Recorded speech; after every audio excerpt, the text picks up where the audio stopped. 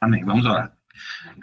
Paizinho querido, estamos diante do Senhor, porque sabemos, ó Deus, que nesse momento o Senhor olha para cada um de nós, nossos lares, nossas casas, que o Senhor se faz presente através do Teu Santo Espírito, que habita em nós e nos conecta.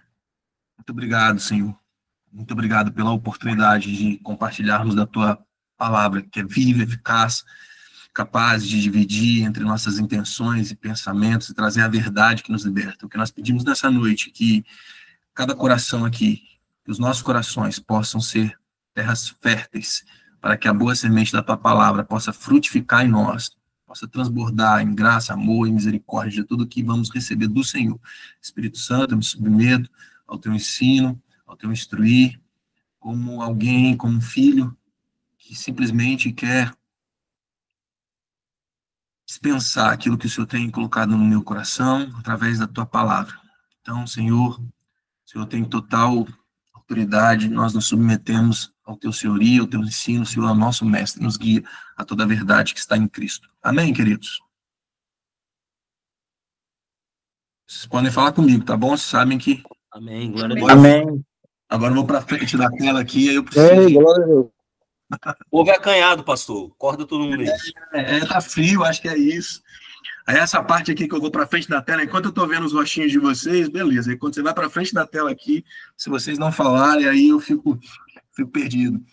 Preciso de interação. Amém, queridos? Então vamos começar um novo módulo.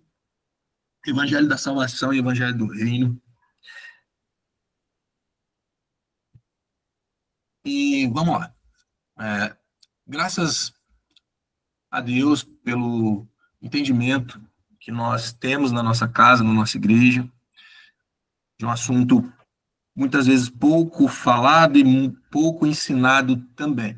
Por falta de compreensão, talvez por falta de entendimento, enfim, mas o que nós sabemos é que nós somos agraciados por poder ter acesso a tanto ensino, de tanta qualidade, através do nosso pastor, com uma visão da nossa igreja também. Então, acredito que todos já foram expostos a esse ensino sobre o Evangelho da Salvação e o Evangelho do Reino. Amém? Inclusive, o pastor está saindo, acredito que ele está saindo, né? Porque a última mensagem ela já teve uma vertente um pouco mais diferente, mas foram uma série de pregações falando sobre o Reino de Deus. Então, até conversando com o Renato, eu pensei, né? Vou falar, claro que é um assunto assim, que não se esgota, queridos, mas para não ser algo muito redundante, já que toda igreja já estava tendo esse ensino. Então, acredito que nós vamos nos concentrar muito no que eu vou, a princípio, aqui chamar de evangelho, vocês vão entender por quê, porque precisamos já entender isso já de antemão, para não criar uma separação naquilo que é um só. Então, vamos lá. O evangelho do reino não existe sem o evangelho da salvação.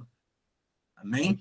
Então, a gente pode separar, porque são assuntos distintos, mas eles fazem parte de um todo. É um todo só. Então, não são duas coisas separadas, que podem ser desassociadas totalmente. Então, elas se conectam. São assuntos distintos, mas se conectam. É o primeiro passo. Então, eu fico à vontade, porque todos já são bem expostos ali na igreja a esse ensino, né? Quem não é ainda, ou talvez, não sei se tem alguém que ainda não, vai pegando aí, de acordo com o que for caminhando com a gente. Mas esse é o primeiro ponto, já nos atentarmos para isso. Então, acredito que nós vamos ficar talvez até 3 aulas aí falando sobre o Evangelho da Salvação e começando essa aula com uma visão geral de Evangelho. Então, vamos compreender, então, primeiro o Evangelho. Aí eu vou falando sobre o Evangelho da Salvação também, dentro dessa primeira aula também. Amém, queridos? Então, como vocês podem ver aí, essa apresentação que eu tentei montar aqui, vai falar sobre o Evangelho. Aí vocês vão ver um E aí no centro que vai falar sobre equilíbrio. De um lado você tem o relativismo, de outro lado você tem o legalismo. Que seriam 2 extremos. E nós bem sabemos que todo extremo é perigoso. E todo extremo ele distorce uma verdade. Então, a verdade ela sempre está no equilíbrio. Então, aí eu coloquei, o Evangelho é uma citação de Tim Keller, inclusive no livro que eu estou relendo. É um livro excelente, se vocês quiserem depois buscar, A Igreja Centrada é o nome do livro. É muito bom para a compreensão uma compreensão panorâmica sobre o Evangelho, a relação do Evangelho com a igreja, com a comunidade, sociedade. É um livro muito bom, um livro grande, mas muito bom. Então, ele faz a seguinte citação: o Evangelho não é religião e nem irreligião. Então, religião, você está aqui do lado do legalismo, e em religião, aqui, como ele coloca, seria do lado do relativismo. E todos os ismos, né? Vamos colocar assim. Mas algo diferente. Então, não é um nem outro, é algo totalmente diferente. Então, ele também não está em cima do muro. Eu coloquei ele no meio, não é porque ele está entre um e outro. Ele é equilíbrio, ou seja, ele não é nenhum nem outro, ele é algo totalmente diferente. É a terceira via de relacionamento com Deus pela graça. Então, isso é o Evangelho. Por isso, ele é singular. Comunicá-lo de forma equilibrada evita distorções, mantendo sua mensagem fiel e nítida. Nós temos muita informação e muita gente pregando e anunciando um evangelho que não é o evangelho. Então, o primeiro cuidado que a gente tem que ter é se, de fato, nós compreendemos o que é evangelho. Por isso que eu vou começar aí. Você compreende o que é evangelho? O que a Bíblia transmite como evangelho? Então, esse é o primeiro ponto. Amém?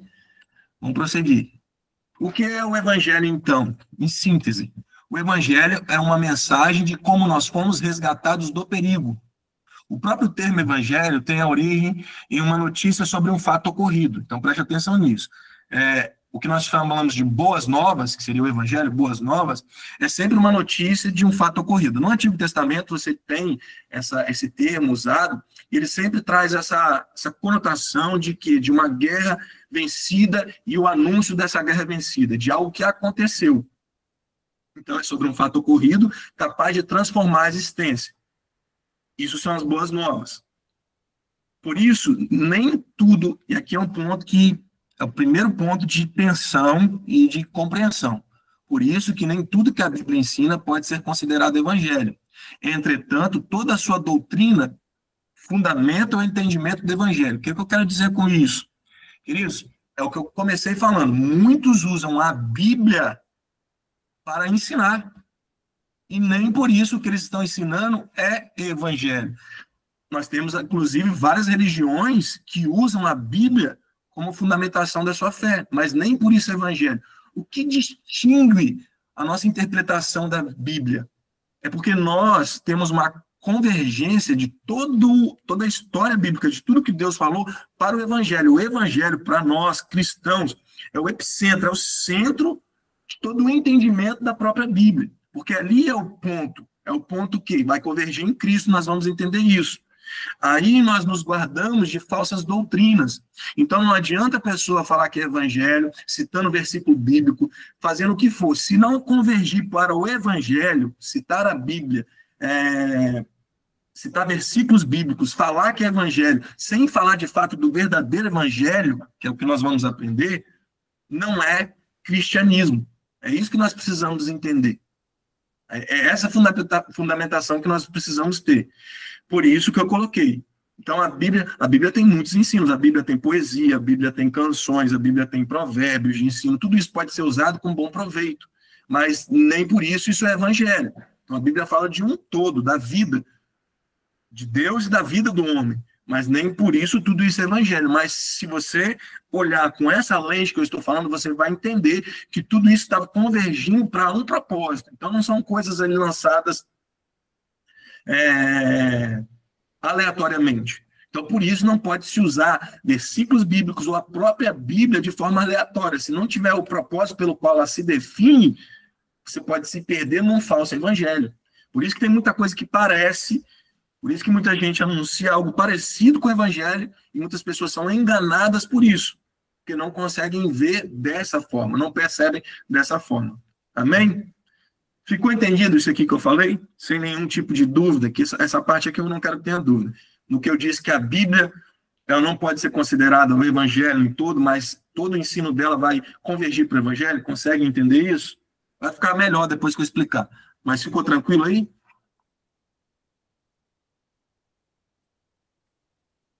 Sim, glória a Deus. Amém. Estou vendo joinhas aqui. Vamos lá, vamos para cima. Tá. Visto que o evangelho é uma notícia, ele deve ser anunciado. Amém? Salmo 40, verso 9, diz assim, o salmista: eu preguei. Em algumas versões vai estar assim: eu preguei as boas novas. Eu declarei as boas novas, proclamei as boas novas. Então, nessa versão que eu peguei da King James, não tem porque ele não usa aí as boas novas, porque o próprio preguei já dá esse sentido, tá? No original ele vai trazer esse sentido. Pregar é trazer uma notícia, trazer uma boa nova.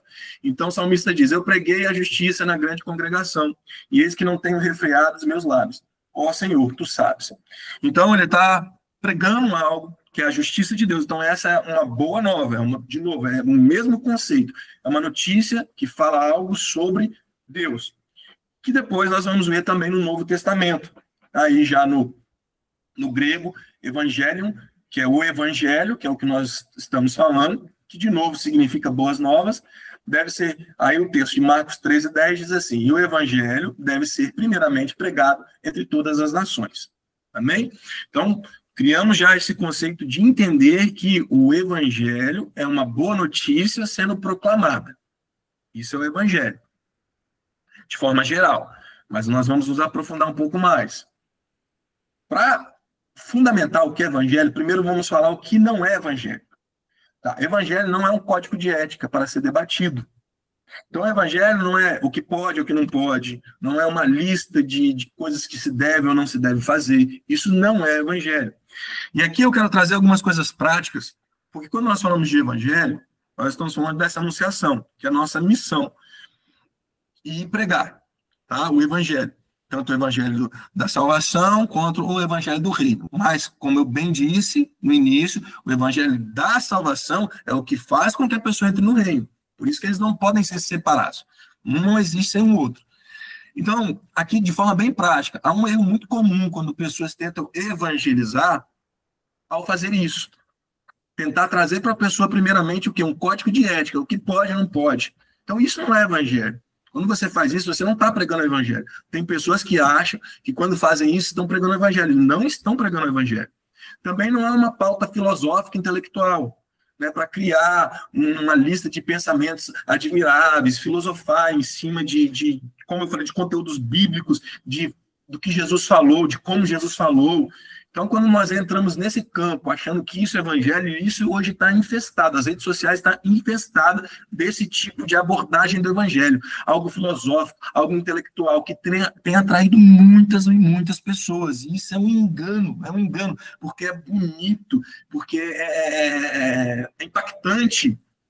E aqui eu não estou falando nem daqueles que usam de frases impactantes, coaches, não. Aqui eu não estou falando de coaches, aqui eu estou falando de homens intelectualmente muito bem desenvolvidos, que não só a questão de oratória, mas de pensamento, de cosmovisão muito boa. Então, quando você vê ele falando dessa forma, e aqui, entre nós, como um alerta para vocês, né, alguém que por um tempo até admirei, por exemplo, Ed Renekiewicz é alguém que trabalha muito dentro desse tipo de visão. Cara que se você for ouvir a pregação dele, você ouve com vontade de ouvir mais, intelectualmente, teologicamente, sua abordagem filosófica, visão de mundo é ampla, é profunda, mas existem ali elementos que devem chamar atenção, que ligam alerta de perigo, né, nas entrelinhas. Então, é esse tipo de informação, de entendimento que nós precisamos ter.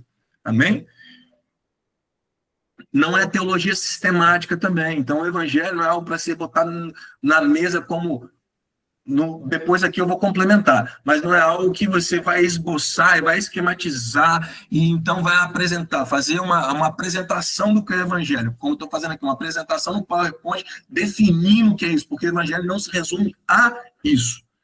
Por isso que eu botei, embora o evangelho seja o ponto de partida correto para todas essas coisas, então tudo que eu falei, código de ética, pauta, seja ela filosófica, porque isso tem a ver com o evangelho, intelectual tem a ver com o evangelho, teologia tem a ver com o evangelho, por mais que esses sejam pontos, ele é só... O evangelho deve ser o ponto de partida para você ver através dessas outras lentes, não ao contrário. Não usar essas outras coisas para enxergar o evangelho. Ao contrário, através do evangelho, eu enxergo a questão da ética, a questão da filosofia, da parte intelectual, da teologia, é através do evangelho. Amém? Por isso que, complemento o que eu falei para vocês lá no início, a Bíblia, ela precisa convergir todo o ensinamento, e ela faz isso, ela converge para o evangelho, para uma pessoa. Então, quando eu faço dessa forma, quando eu interpreto dessa forma, eu não incorro em riscos de distorcer o evangelho. Vamos para frente. Tá. Então, nós entendemos o que não é evangelho. Então, eu poderia dar ali vários outros exemplos, mas naqueles 3 ali, eu creio que nós englobamos muita coisa do que nós vimos hoje, como evangelho que não é evangelho. Qual é? Então, nós falamos que o evangelho é uma boa notícia, é uma proclamação. Agora a pergunta é, qual é essa boa notícia? Também? Então, precisamos entender. Se é uma boa notícia, qual é essa boa notícia? Uma boa notícia é que fomos resgatados. Resgatados de quê? De qual perigo? Que alguém que é resgatado, ele tem que ser resgatado de algo e de um perigo eminente. Isso é lógico. Então, nós precisamos entender qual é o perigo que corríamos e de que fomos resgatados. O que nós estávamos... qual o risco que corríamos? Aí nós temos o texto de 1 Tessalonicenses 1:10, que diz assim: esperar seu Filho do céu, a quem ressuscitou dentre os mortos, Jesus, que nos livrou da ira que há de vir. Tá bom? Que ira que há de vir? Ah, o inferno. Ah, o que é?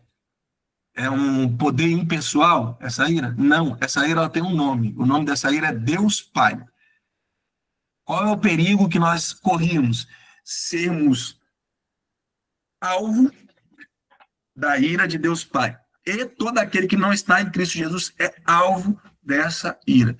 João 3, que todo mundo, capítulo 3, que todos nós sabemos de cor, o 16, né, que Deus amou o mundo de tal maneira que entregou o seu único filho para todo aquele que nele crê, não pereça, mas tenha vida eterna. É preciso ler até o final, nos versos finais, que vai dizer: aquele que rejeita o filho, a ira de Deus permanece sobre ele. Então, a ira santa de Deus é contra o pecado e o pecador. Então, é um erro, como muitas vezes nós ouvimos falar: Deus ama o pecador. Isso não é um 100% de verdade, porque o pecador que não reconhece que é pecador será alvo da ira de Deus. Aqui não estou questionando ou colocando em xeque se Deus ama ou não, mas esse romantismo sobre o pecado, sobre o pecador, não pode existir quando nós falamos do Evangelho.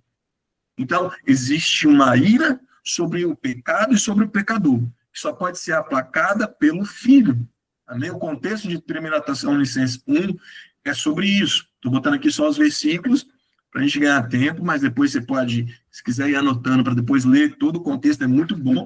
Você vai perceber, como eu disse, que essa ira não é uma ira impessoal, é a ira de Deus. Então, de que fomos resgatados? Fomos resgatados da ira de Deus.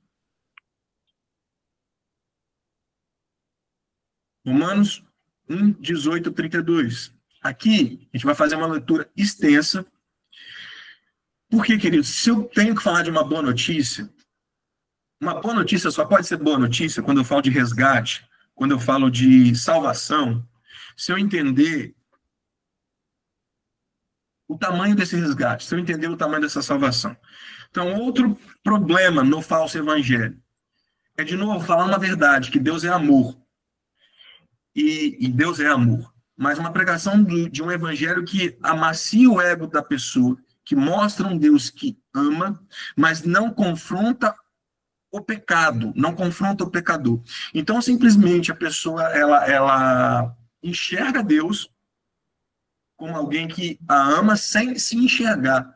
Então, logo, esse resgate não é um resgate tão necessário, tão urgente, porque se a pessoa ela se julga de alguma certa forma boa ou merecedora, ela nunca vai conseguir reconhecer o estado de emergência, de perigo que ela estava.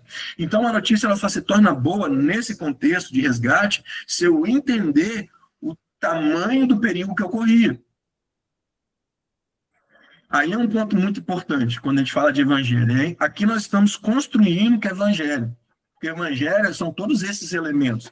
Construindo até mesmo para que nós possamos, quando for pregar o evangelho, pregá-lo de forma completa.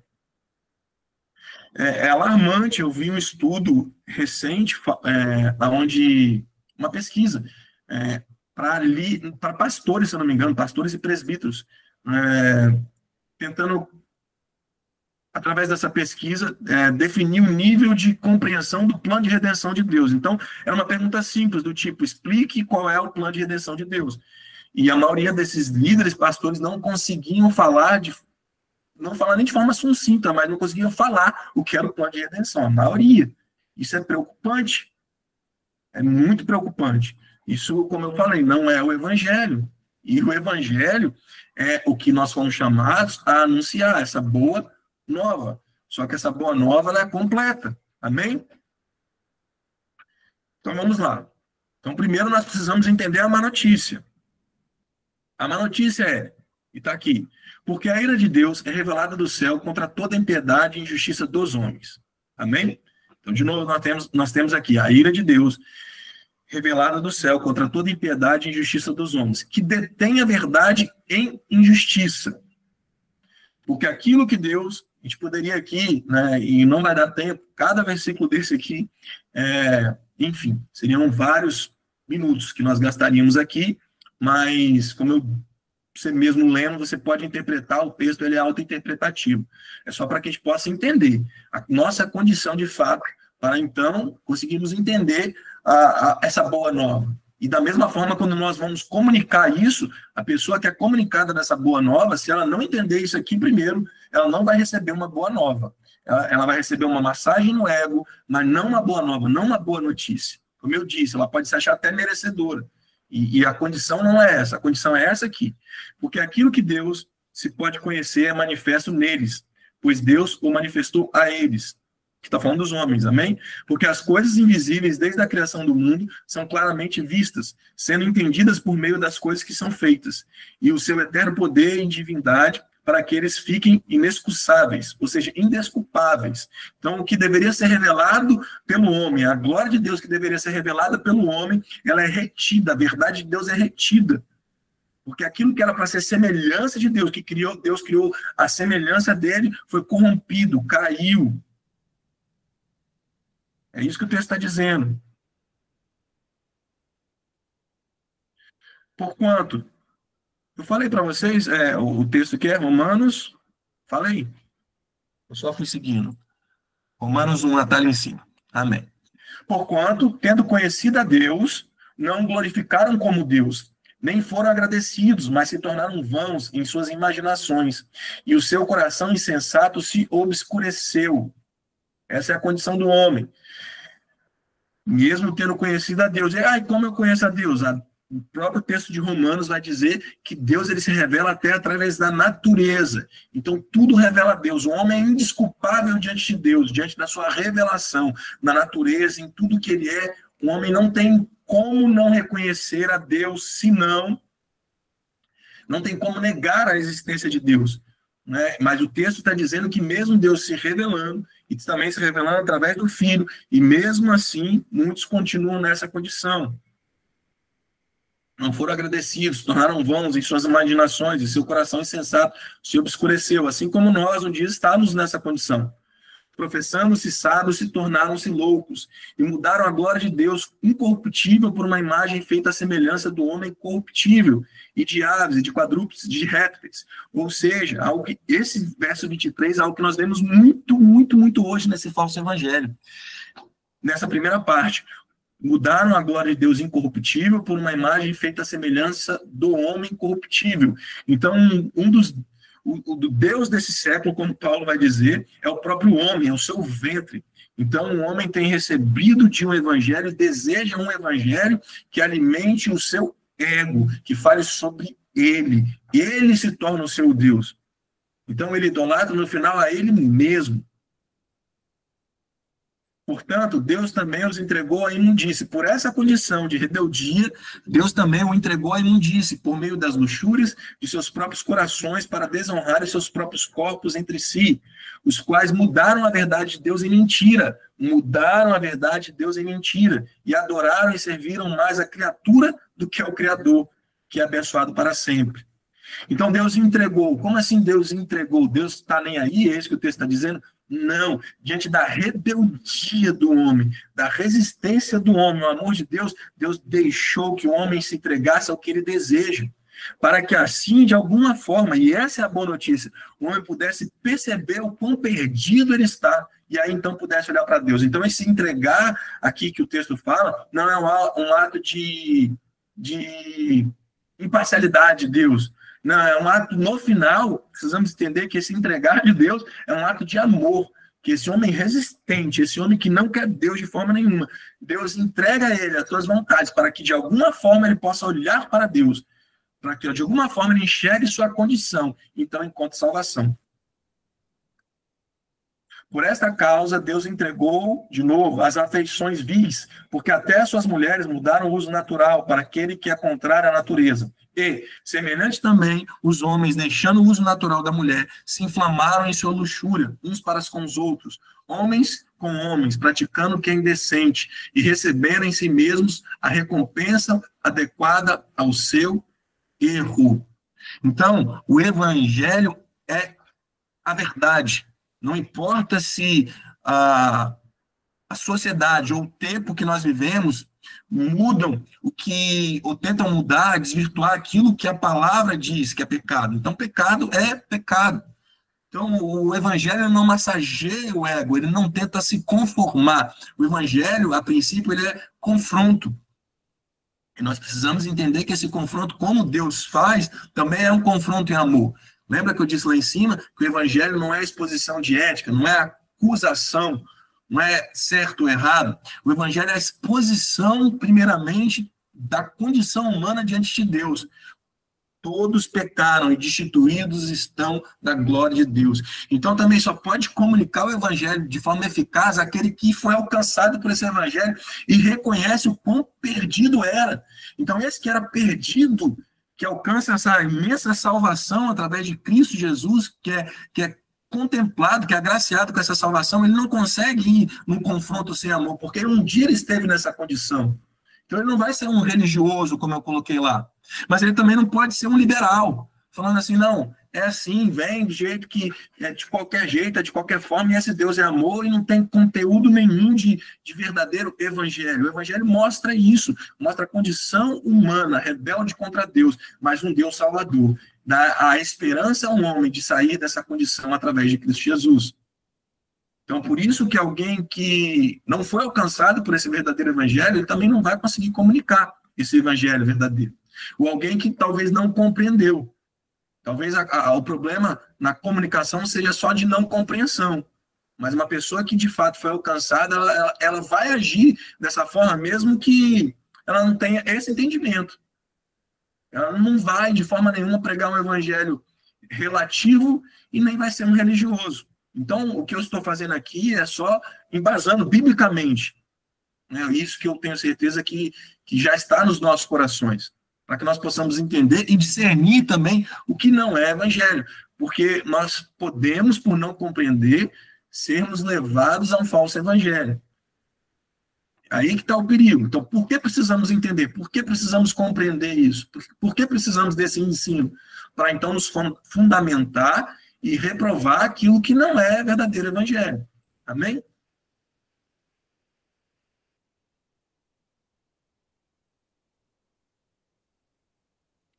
Amém, glória a Deus. Deus nos entregou. Ou alguém quer falar? Não. Glória a Deus, pessoal. Amém. Aí. Estão cheios de toda injustiça, fornicação, maldade, cobiça, malícia, cheios de inveja, assassinato, contenda, engano, malignidade, murmuradores, caluniadores, aborrecedores de Deus, perversos, orgulhosos, fanfarrões, inventores de coisas más, desobedientes aos pais, sem entendimentos, infiéis nos pactos, sem afeição natural, implacáveis, sem piedade, os quais, conhecendo o julgamento de Deus, os que cometem tais coisas são dignos de morte. Não somente as fazem, mas têm prazer naqueles que as fazem. Então, Deus nos salvou, Jesus nos salva da ira de Deus, então esse era o perigo, e do julgamento de Deus. E vamos lá. Qual é esse julgamento? É isso que precisamos entender. Ninguém será julgado e condenado à morte eterna pelos seus pecados. Amém? Ninguém. Não é pelos pecados, mas é por rejeitar a Cristo. o único meio de reconciliação com Deus. Então, ninguém é condenado ou será julgado à morte eterna pelos seus pecados. Senão, nós também estaríamos condenados. Nossos pecados foram redimidos, nossos pecados foram apagados. Não há mais condenação exatamente porque fomos reconciliados em Cristo Jesus. Então, o que condena o homem no final, o julgamento virá sobre aquele que rejeitar a Cristo Jesus, que é o meio de reconciliação com Deus. Por isso que eu falei para vocês, o texto todo que nós lemos lá em cima, quando Deus fala todas as atitudes humanas que um dia cometíamos, porque se nós estamos em Cristo Jesus, nós não cometemos mais, nós falhamos, nós podemos até pecar, mas nós não vivemos mais daquela forma, e a palavra dizendo que Deus entrega o homem a essa condição é para que de alguma forma ele consiga enxergar isso, que ele consiga enxergar se lameando mais, entrando mais no pecado, ele consiga ver que não há solução, senão o Salvador, senão buscar no Salvador. Então, buscar reconciliação através de Cristo. Então, aquilo é uma atitude de amor. Então, por isso que Deus é justo quando julga, e muitos questionam isso. Ah, mas se Deus é amor, por que no final ele vai condenar alguns à morte eterna? Porque o inferno, ele será... Porque o inferno, isso aí é outro assunto, né? Mas a morte eterna é no lago de fogo, amém? Onde o inferno, Satanás e aqueles que se rebelaram contra Deus, que rejeitaram a Deus, serão lançados. É outro assunto, mas o que nós precisamos entender é como que o Deus de amor, então... E aí entra aquele relativismo que eu falei para vocês, esse universalismo. Ah, Deus vai salvar todo mundo? Porque se ele não salvar, ele vai ser injusto. Ele não vai ser injusto exatamente por isso. Ele não vai ser injusto exatamente por isso. Porque deu a um homem, através de Cristo Jesus, a possibilidade de se reconciliar com ele, sem que esse homem tivesse merecimento nenhum. Deus permite que o homem continue pecando. Por isso que a palavra está ele deixa que o homem se entre mais no pecado ainda e cada vez mais, porque ele já está rebelde, ele não quer. Então Deus permite. Deus não julga naquele momento. Deus poderia julgar, poderia ter nos julgado a qualquer momento. Num ato de pecado, Deus poderia ter nos matado, porque ele é santo, e a santidade dele exige isso. Mas Deus, na sua infinita misericórdia e amor, ele vai entregando o homem, vai deixando que o homem peque cada vez mais, que o mundo esteja do jeito que a gente está vendo, que as coisas se corrompam mais, que as perversidades aumentem. Você fala, gente, onde Deus está nisso tudo? Está exatamente no governo de todas as coisas, em amor e misericórdia, dando possibilidade para que o homem se arrependa. Então, ele não será injusto quando assim julgar, porque toda a possibilidade foi dada ao homem. Todo o poder que tem a ver com a aula que nós tivemos no módulo passado. Toda a responsabilidade está sobre o homem. Porque a propiciação, aquele que pode aplacar essa ira de Deus, que pode ser o justificador, que é Cristo, ele entregou sua vida. Esse sacrifício está posto para todos aqueles que nele creem, como eu disse. Então, tudo isso que talvez muitos ateus usam isso como argumento de um Deus injusto, de um Deus que não ama, na verdade, é a maior demonstração de um Deus que é amor, um amor santo, capaz de conter essa santidade, capaz de conter esse julgamento de santidade dele, e exterminar todos os homens por amor, para que, de alguma forma, o homem, no meio da sua corrupção, enxergue o quanto ele precisa de salvação. E aqui o 8 fala isso. Mas Deus demonstra o seu amor para conosco, em que, sendo nós ainda pecadores, Cristo morreu por nós. Então, aí que Deus mostra o amor. Como? Nessa condição, toda que nós lemos lá em cima, toda aquela condição de pecado que o homem se encontra, Deus ama e entrega seu filho, e Cristo morre. Então, rejeitar isso é atrair esse julgamento para si. Então, essa ira que permanece, ela pode ser tirada. Como que ela é tirada? Através de Cristo Jesus. O motivo de toda a desgraça humana e do mundo é a separação de Deus. Queridos, é o que nós vamos ver. É Gênesis. Depois da queda de Adão e de Eva, o que você vai ver dali para frente é só isso. É ele acusando a mulher, é morte, assassinato. Dali para frente, quando o homem decide estar independente de Deus, é só desgraça. E na história toda nós vamos ver Deus buscando, a iniciativa sempre de Deus de buscar a reconciliação. Tanto é que ele imolou o Cordeiro Santo, o seu filho, antes da fundação do mundo. Na sua onisciência, no seu todo saber, Deus já tinha o plano de redenção preparado. totalmente preparado, sabendo já da dureza do coração do homem, sabendo como um homem é. Então, tudo isso é a prova de amor, desse amor santo, desse amor imensurável do nosso Deus, que providenciou a substituição através de Jesus Cristo. E o Antigo Testamento é somente isso. Se nós olharmos para toda a história, nós muitas vezes nos atemos, é muito bom, claro, toda a Bíblia, todo o seu contexto histórico e ensinos são profundos, mas o que é o ponto central para onde as coisas estão convergindo é para essa verdade do quê? Desse evangelho, dessa boa nova, da reconciliação com Deus através de Cristo Jesus. Amém, queridos?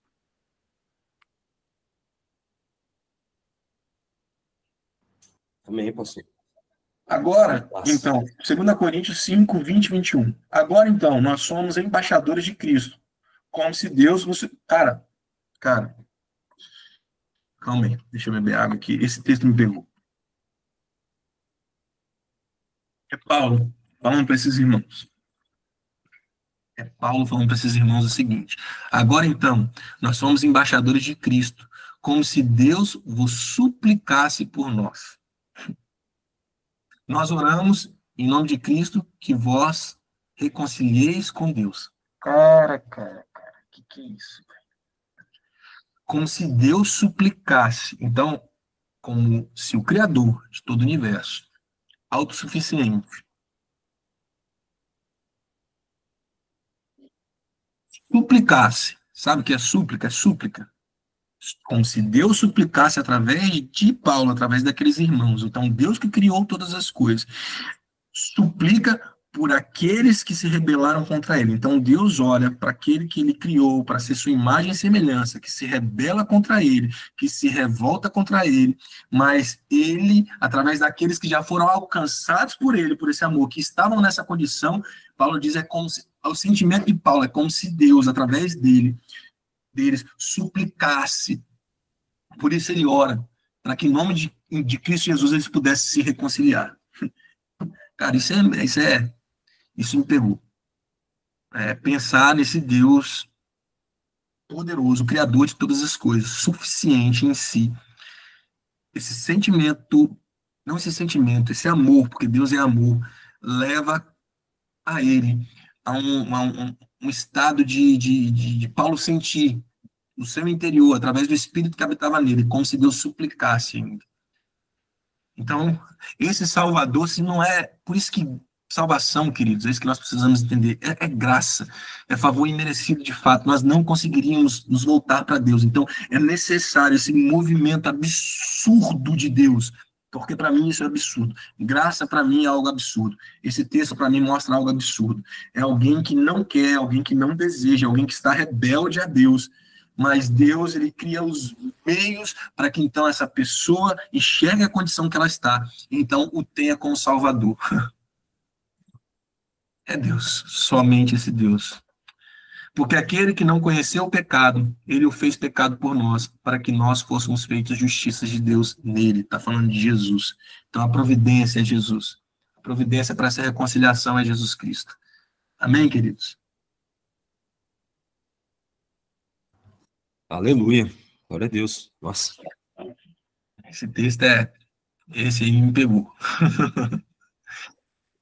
O que é o Evangelho?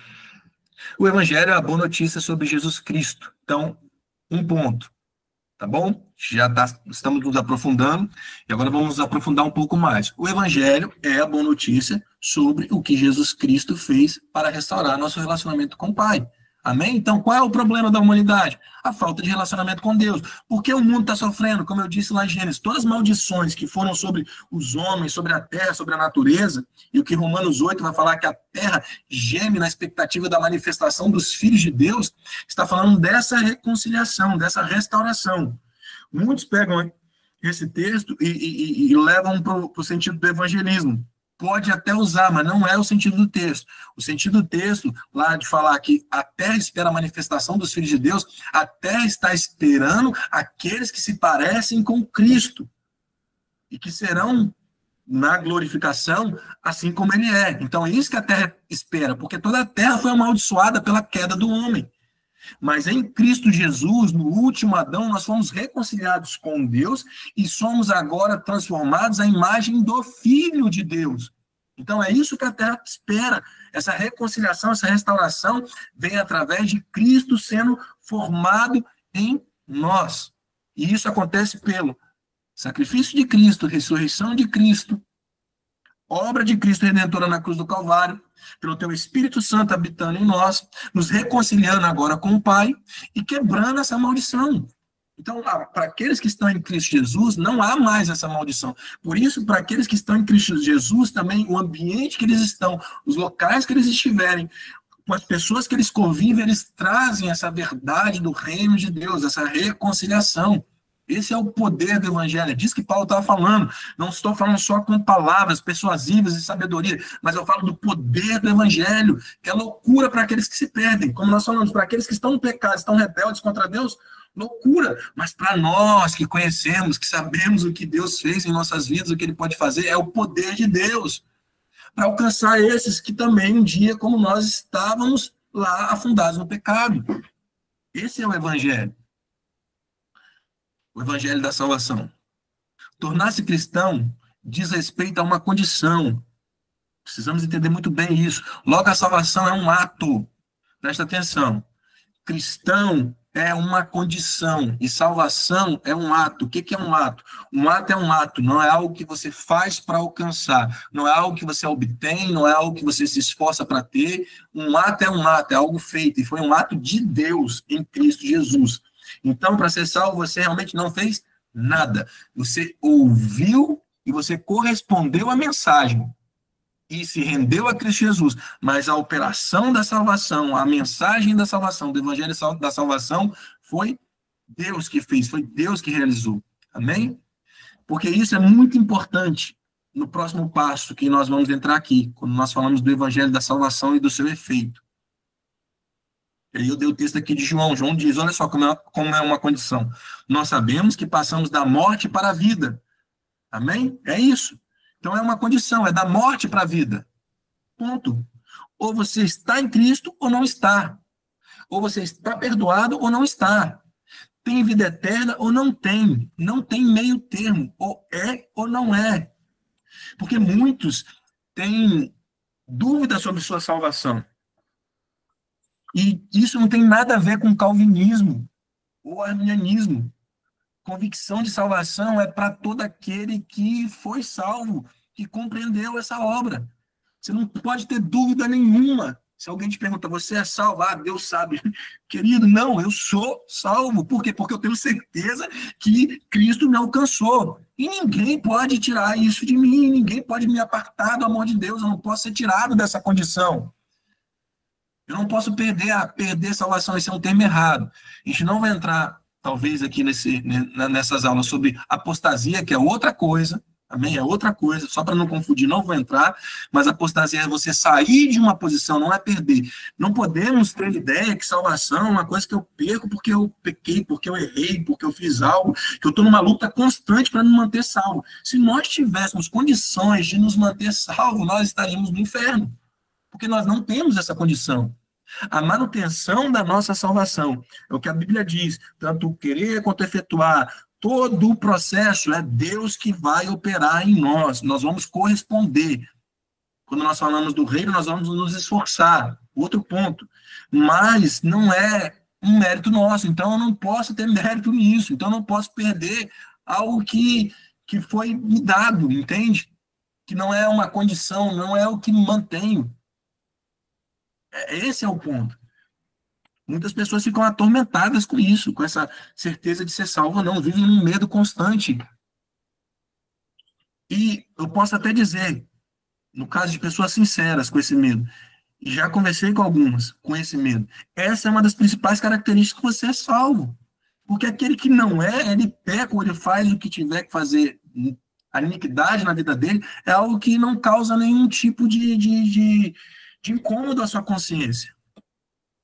Então, você que luta, como eu luto, como todos nós lutamos, é uma evidência poderosa que você é salvo. Você foi salvo, você é salvo, você vai ser salvo completamente. Mas não é uma condição que você perde, é uma condição. Você sai de um lugar para outro. Você era morto e agora tem vida eterna. Pronto, acabou. Isso deve ser algo que deve estar muito bem fundamentado no nosso coração. Sobre isso, Martin Lloyd Jones, sempre fazia uma pergunta para aferir a compreensão e a condição espiritual de uma pessoa. Qual era a pergunta? Você afirma que é cristão? Quando a resposta vinha com uma hesitação do tipo, acho que não sou bom bastante. Você olhando assim, parece ser uma boa resposta, né? Uma resposta humilde, uma resposta modesta. Mas a análise dele era a seguinte, parece muita modéstia, mas é uma mentira do diabo e negação da fé. Nunca seremos bons o bastante. Ninguém jamais foi bom o bastante. A essência da salvação cristã é afirmar que Jesus é bom o bastante e que estamos nele. Então, isso é o evangelho da salvação te alcançando. É entender que você não é bom o bastante, você não é suficiente realmente, mas quem é bom é Jesus. E se eu estou nele, se eu permaneço nele, eu não perco aquilo que eu me tornei. Não é assim. É uma coisa que você perde. Não há essa possibilidade. Amém? A Bíblia nos garante isso. É a palavra de Deus que nos garante isso. E nós temos que andar nessa certeza. Nós temos que andar nessa convicção. Outro ponto. O evangelho não são os resultados do evangelho. Vamos lá. O evangelho não diz respeito ao que fazemos, mas o que foi feito por nós. Porém, isso resulta em um modo de viver completamente novo. Efésios capítulo 2 de novo, quando fala de graça. Nós fomos alcançados pela graça, favor imerecido, para que ninguém se vangloriasse. Foi Jesus em nossa direção, foi ele que nos salvou. Mas no verso 10 vai dizer que nós somos que nós somos feituras em Cristo Jesus, através da obra de Cristo, para praticar as boas obras. Então, eu sou salvo por Cristo para praticar as boas obras. Ou seja, não há possibilidade também de ser salvo e não ter uma mudança de vida. É complementar. Só que nós não podemos confundir os resultados do evangelho com o próprio evangelho. São distintos. Amém? Lutero falava o seguinte: somos salvos pela fé, mas não uma fé que permanece só. Então, salvos pela fé, crendo no sacrifício de Jesus Cristo, na sua obra redentora, no seu sacrifício vicário, que ele é Senhor e Salvador, somos salvos. Mas depois, após isso, após essa entrada no reino de Deus, essa fé ela não permanece solitária, não permanece só aí. Nós somos chamados para as boas obras. Porquanto, um homem pode dizer, aí estou citando Tiago aqui, porquanto um homem pode dizer, tu tens a fé e eu tenho as obras. Mostra-me a tua fé sem as tuas obras, e eu te mostrarei a minha fé pelas minhas obras. Ou seja, o resultado não é o evangelho, mas eles não podem ser desassociados. Conseguem entender? Então, o evangelho, ele vai gerar resultados, vai gerar mudança de vida, mas o resultado em si não é o evangelho. É isso que nós precisamos entender. Por quê? Porque isso se aplica na nossa proclamação do evangelho. Nós vamos ver isso agora. Por isso nós não podemos confundir.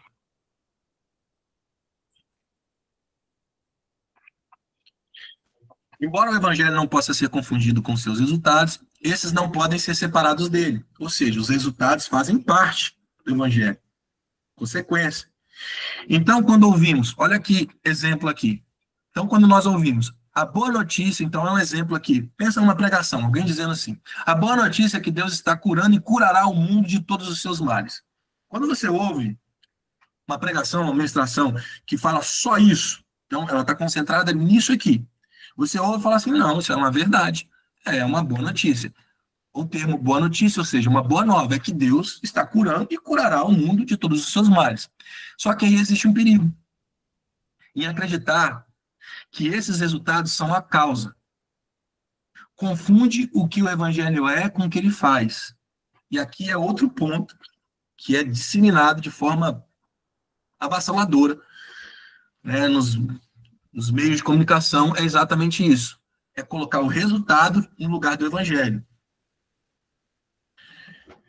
Vou ler o texto e depois vou dar mais algumas aplicações aqui. O texto de Hebreus 9,15 diz assim: é por isso, E por isso ele é o mediador do Novo Testamento, para que por meio da morte, para a redenção das transgressões cometidas debaixo do Primeiro Testamento, os chamados recebam a promessa da herança eterna. O evangelho da salvação está fundamentado na obra de Cristo. O evangelho não é primeiramente para nos fazer participantes de algo, mas antes porque recebemos algo que é a obra consumada de Cristo. E aqui é a síntese do que eu falei lá em cima. O evangelho apresenta a solução para os problemas do homem. Então, lembra? O mundo está sendo curado. Aí você pode aplicar o que você quer aplicar. O evangelho, ele é a solução para um casamento destruído, creio. O evangelho é a solução para a pessoa ser liberta de um vício, creio. O evangelho é a solução para uma pessoa saia do adultério, saia do homossexualismo, enfim. Qual é o problema? Não importa. O evangelho apresenta a solução desses problemas? Claro que apresenta. Mas faz isso primeiro resolvendo a causa de todos eles, sua falta de relacionamento com Deus. Se não esclarecermos isso, torcemos a sua mensagem e nos tornamos falsas testemunhas de Deus. É o que muito nós vemos disseminado, o que o evangelho, ou Deus, ou a forma que você quiser usar, no final da mesma coisa, está aqui para solucionar o seu problema, está aqui para resolver. Por mais que isso seja resultado da ação de Deus e do evangelho, isso não é a causa que soluciona de fato esses problemas é resolver o problema principal, que é o quê? A falta de relacionamento do homem com Deus.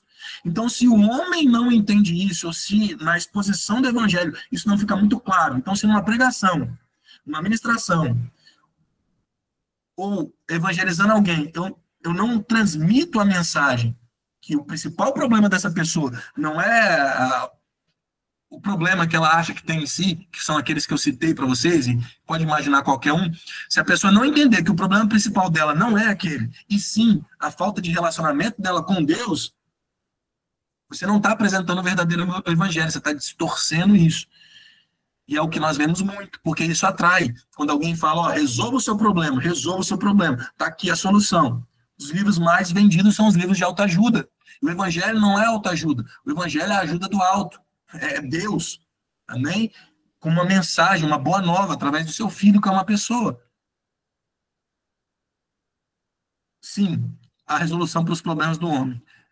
Mas sem ele enxergar essa verdade que nós estamos falando aqui, que é a mensagem do evangelho, primeiro, ela quer mostrar o quanto esse homem está perdido, sem Deus, e que ele precisa se reconciliar com Deus, o problema não vai ser resolvido de fato. Amém? Amém. Pastor, rapidinho. Vai lá. Para não perder. Só para um exemplo que eu acho muito legal de ouvir isso, é pensar que os pecados que as pessoas cometem seriam moscas ao redor de um lixo. Uhum. Essa pregação de ir no problema, né, no pecado em si, você está espantando as moscas, mas o lixo continua lá. O que vai acontecer? A mosca vai voltar. Então tem que tirar a natureza que produz isso, que é o lixo, que é o que? A desconexão com Deus, né? Ou seja, a velha natureza, que tem que ser trocada, tem que jogar fora essa velha natureza, né? Para que naturalmente as moscas vão embora, né? Amém. Perfeito. Muito boa essa ilustração. Muito boa mesmo. De modo igual, Jesus afirmou que uma comunidade de amor... Então aqui, ó, vamos para as obras. Uma coisa anda com a outra, não está desassociado. De igual modo, Jesus afirmou que uma comunidade de amor é necessária para que o mundo saiba que Deus o enviou. Olha que texto poderoso. Esse é outro texto, tem vários textos, né? Meu pai, a Bíblia, a palavra de Deus é algo... A revelação desse Deus é algo poderosa demais. É absurdo, eu sempre falo absurdo. Porque Jesus diz o seguinte, Jesus orando ao Pai, essa oração é a oração pelos discípulos, começa lá no capítulo 16, e aqui ele está no 17, e nesse ponto ele fala o seguinte, eu neles e tu em mim, para que eles possam ser perfeitos em unidade. Então Deus está nos chamando para essa unidade que ele é. Qual a unidade que Deus é? Pai, Filho e Espírito Santo. Um só Deus, 3 pessoas. Então, Jesus está orando para que nós possamos fazer parte dessa unidade. E para que o mundo conheça que tu me enviaste. E que os amaste assim como me amaste. Cara, então assim, a missão de Jesus Olha só, esse evangelho da salvação que nós estamos falando. A missão de Jesus, todo o seu sacrifício, tudo que ele realizou. Nessa oração ele fala que é através do amor. E em outro texto ele vai falar que é o amor que nos caracteriza como discípulos dele. É através dessa unidade, é através das pessoas verem Deus, verem o amor de Deus em nós, as nossas obras, porque fomos salvos, através de verem as nossas obras de amor. Então não é qualquer obra, as obras de amor, eles vão enxergar e perceber que Jesus realmente foi enviado. Ou seja, a missão de Jesus, tudo que ele fez, ele confia ao nosso testemunho. Por isso ele diz: vão e testemunhem, sejam minhas testemunhas. Então, o que ele fez está sob responsabilidade da igreja em viver essa verdade, essa unidade, esse amor, para que então o mundo, aqueles que estão em trevas, possam reconhecer o envio de Jesus Cristo, a obra que ele realmente fez. É só essa responsabilidade que nós temos, irmãos. Só isso. Amém? 21:1. Tem um tempinho bom para tirarmos dúvidas. Não só dúvidas, também acrescentar o que os irmãos quiserem colaborar. Fiquem à vontade agora, por favor.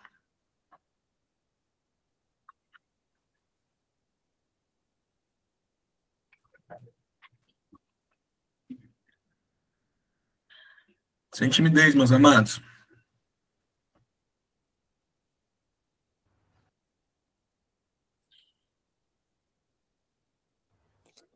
Pastor, aproveitar então. Fale para mim. Pessoal, vai formulando aí pergunta, o que vocês vão falar. Né? Não é só os professores, não, hein? Por favor.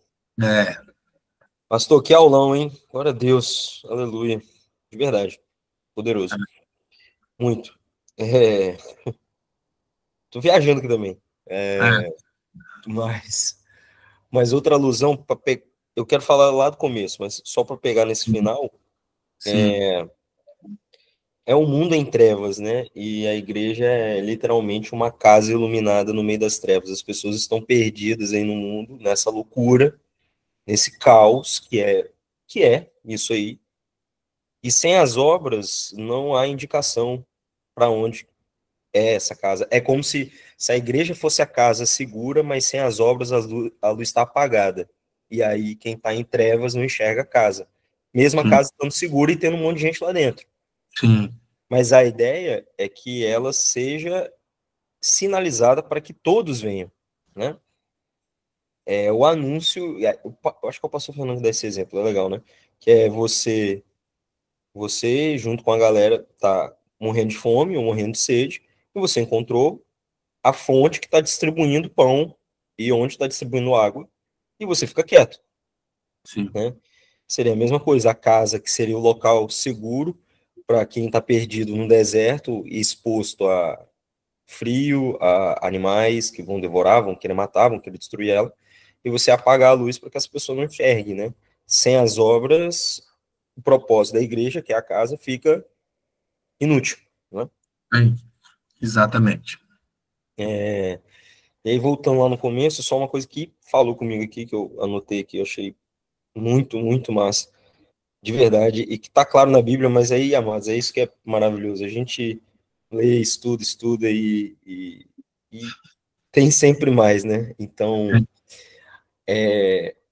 eu tinha muito uma visão de que o evangelho salvava só da ira, parava na ira, né? Uhum. E o julgamento de Deus é lá na frente, tal, ou seja, a gente sempre teve o entendimento que fomos salvos da ira, mas e que haveria o julgamento para aqueles que rejeitaram e aqueles que aceitaram. Beleza. Mas a questão é o livramento em si. Uhum. Então, o livramento da ira é uma consequência de ser livrado do julgamento. Uhum. Porque Cristo já recebeu esse julgamento. Uhum. É como a ideia, né? A ideia é essa. Deus está oportunizando a todos a se achegarem a Ele novamente. E Ele suporta todos, incluindo a nós, até que chegue ao arrependimento. E aí foi muito relacionado a outra aula, que é isso. Deus suporta os vasos da ira para que esses se arrependam e Ele faça, a ação dele, ato, transforme esses vasos de ira em vasos de honra, para receber dele, por graça, a salvação. Porque ele, sendo justo, tinha uma cobrança a ser feita, que é a ira. A ira é a cobrança, mas essa cobrança vem mediante um julgamento, né? Então, aqueles que estão em Cristo estão justificados e salvos da ira, porque o julgamento sobre este já foi paga em Cristo. Amém. A dívida sobre o homem foi paga em Cristo. Então, aqueles que estão em Cristo têm o saldo quitado. Só que esse saldo é infinito. Então, quem não o recebeu terá que pagar por si só. Só que, como a dívida é infinita, pagará por toda a eternidade, né? E esse ponto de que o pecado e a situação que o homem se encontra hoje, que Deus se entregou, e é interessante isso de que quanto mais próximo da vinda de Cristo, pior o negócio fica, é justamente para que todos possam perceber que há uma necessidade, e eu acho que isso fica claro, até para quem não é salvo. Você vai falar com quem... O cara é ímpio, não acredita em Cristo. O cara tá falando, mano, tem um troço errado aqui. Tem uma coisa muito louca aqui. O que é esse mundo? E aí você vê os caras zoando, tipo assim, negócio do bebê reborn. Beleza, tem pessoas que chegaram a este ponto, mas até aqueles que não chegaram olham assim, calma aí, o que é isso? O que tá acontecendo? Sim. Né? Ou seja, tem algo errado. E eu achei interessante quando o senhor falou isso, porque uma vez eu fui conversar com uma colega de trabalho, e ela tinha perdido uma pessoa muito próxima, não sei se era neta, nova. E ela veio justamente nesse ponto. Ela não chegou a questionar que Deus é esse, mas ela veio num ponto nesse caminho, né? Eu fui conversar com ela, e o ponto que eu tentei falar é que essas coisas acontecem justamente porque há algo de errado, há algo faltando. Isso são sinais de que há algo errado. Tá faltando, não tá certo, entendeu? Essa sensação de não tá certo é essa sensação mesmo. Porque só há um caminho único para solucionar isso. Né? Então, esse sentimento de tem algo de errado é uma ação de Deus. E aí tem um exemplo maravilhoso na Bíblia, que eu já citei ela em outras aulas, que é Faraó com Abraão. Faraó não tinha noção de que ele está fazendo uma besteira. Como que Deus comunicou a Faraó, sendo que Faraó estava longe e afastado de Deus e não queria saber de Deus, nem sabia quem era Deus? Ele mandou um troço ruim lá para ele, para acordar. Calma aí, tem alguma coisa errada aqui. Por quê? Aí aparece aquele que revelou o que estava errado, o que estava faltando, né? Então, pensar que Satanás, ou que Deus usa Satanás como um pré-evangelista, isso para muitos é loucura. Mas é aquilo.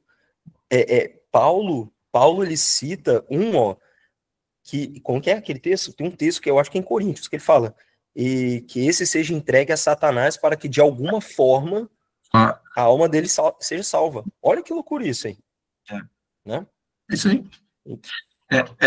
Cara, e por isso, a partir do evangelho, para não ter as distorções, né? Não ir naqueles extremos que eu falei, da religiosidade ou de relativizar. E você pensar, né? Deus está entregando. Quando você entende que esse entregando é nessa vontade, como Pedro vai dizer, né? Deus tem vontade que tudo se salve. Então Deus retém, cara, porque a ira de Deus é a santidade de Deus. As pessoas às vezes não conseguem entender isso.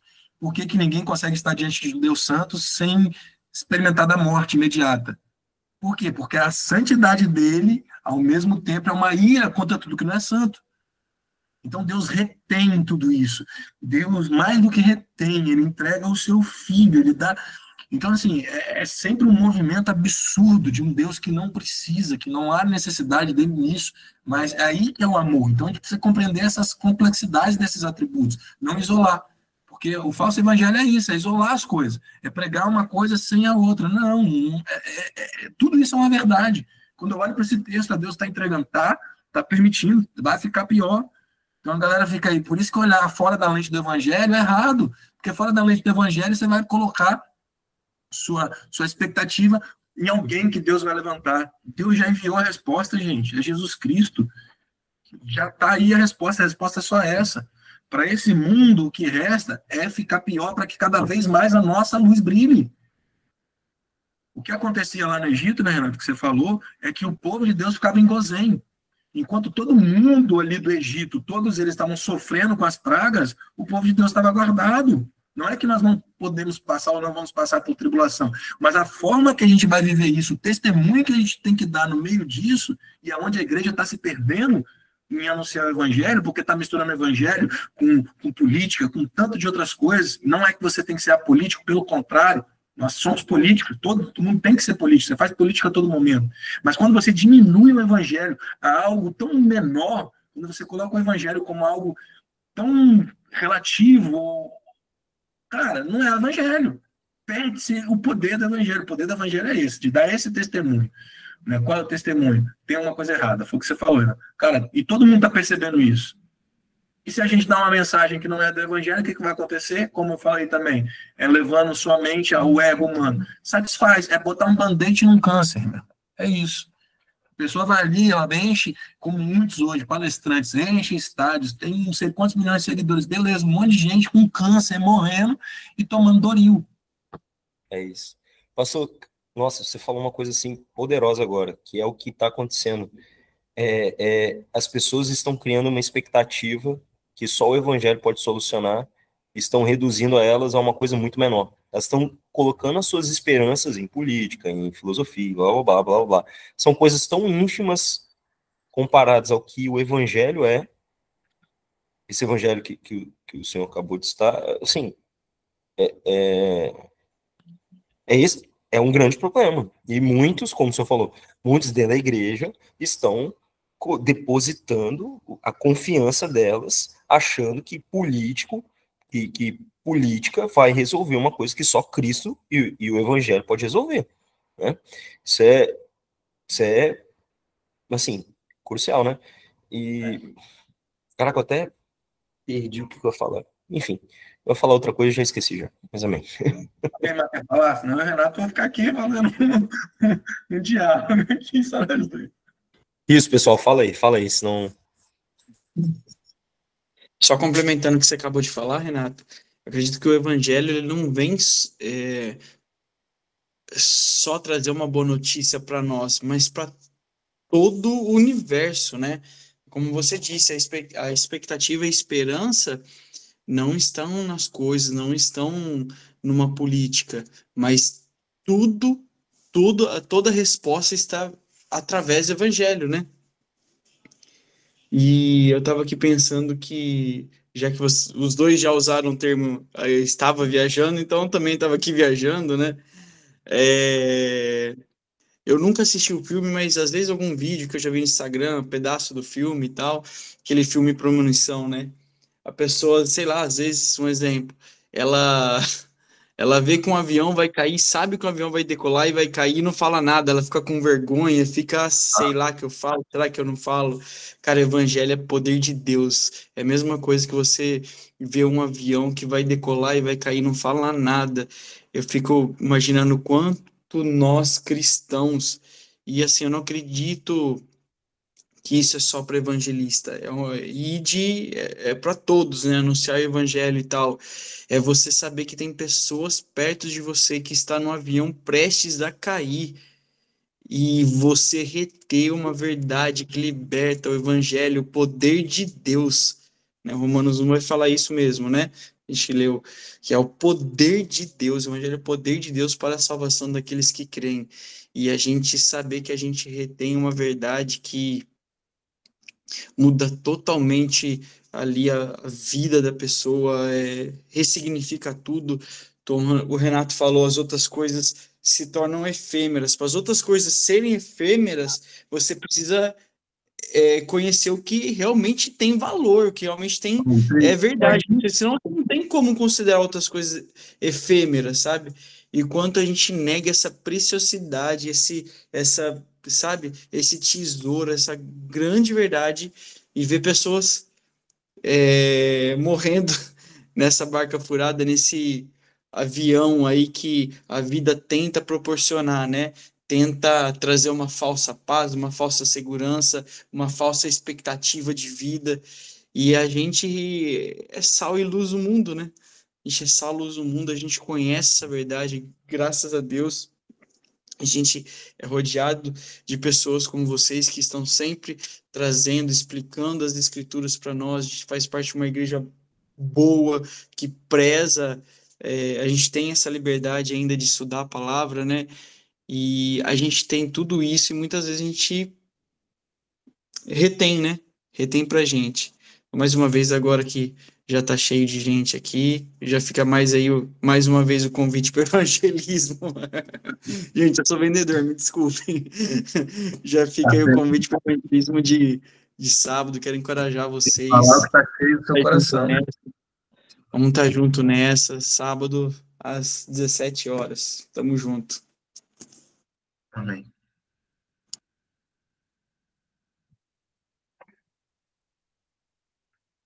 Alguém mais?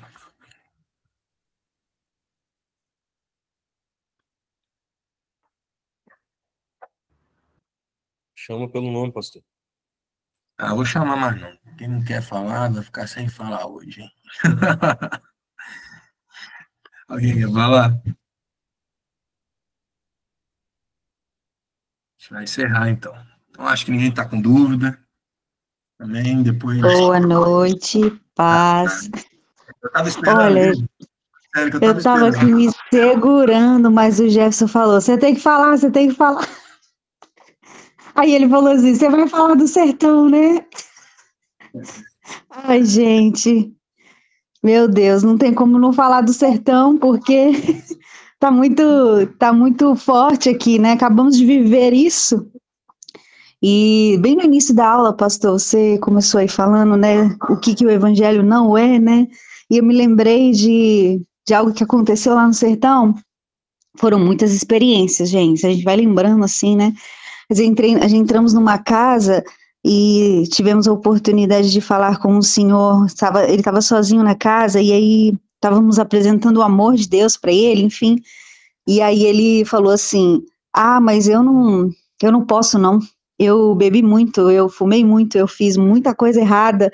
E é como se ele estava dizendo assim, eu não sou digno disso não, eu não tenho condição de receber isso não.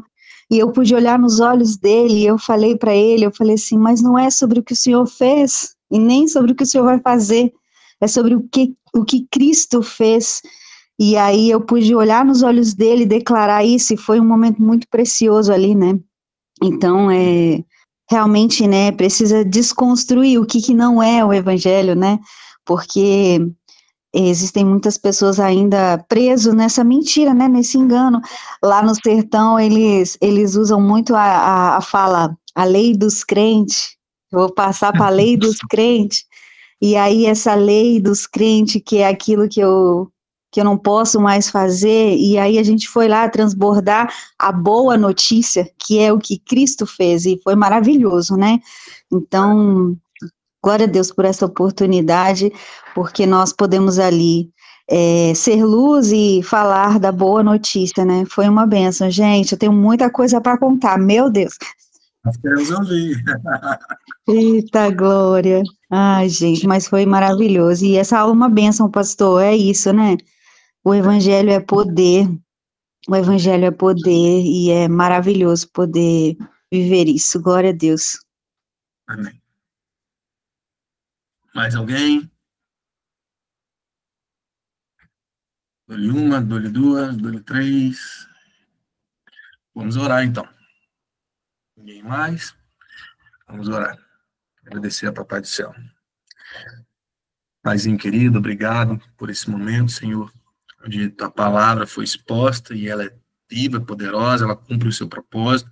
Tenho plena certeza que cumpriu o seu propósito nos nossos corações, que possa ser estabelecido no nosso interior essas verdades, rompendo com todos os sofismas, com todos os enganos, nos libertando para a liberdade que está em Cristo Jesus, para prosseguirmos, Senhor, em te conhecer e viver, Senhor, de fato, a vida eterna que o Senhor nos deu, proclamando, testemunhando, Senhor, a verdade do teu evangelho, teu evangelho da salvação, teu evangelho do reino, Senhor, que em nome de Jesus, ó Pai, todos os meus irmãos possam reter essa semente, Senhor, e ela venha dar muitos frutos para a glória do teu nome, Jesus. Amém.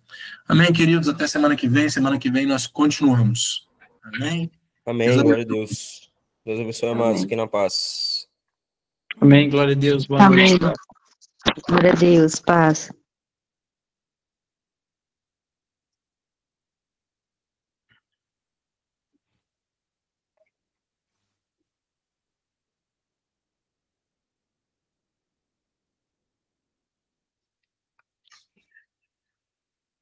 Deixa eu parar aqui a gravação.